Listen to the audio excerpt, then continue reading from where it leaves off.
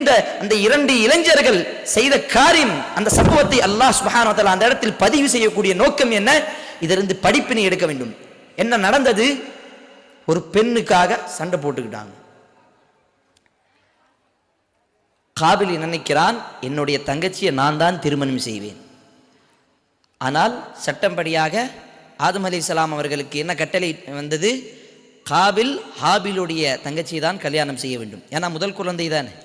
அப்ப அந்த இரண்டு விஷயத்திலும் மாறுபட்டு அந்த காபில், நான் அந்த ஹாபிலை கொலை செய்வேன், இன்னி அக்துலுக், நான் உன்னை நிச்சயமாக கொலை செய்வேன் என்று சொல்லும் பொழுது, ஹாபில் என்ற அந்த ஒரு இளைஞன், முதல் சம்பவத்தை அல்லாஹ் சுப்ஹானஹு வ தஆலா இந்த குர்ஆனிலே சொல்லக்கூடிய முதல் மனிதனுடைய அந்த வரலாற்றை சொல்லுகின்றான். இன்னி அகாஃபுல்லாஹ், நான் அல்லாஹ்வை பயப்படுகின்றேன், நான் அல்லாஹ்வை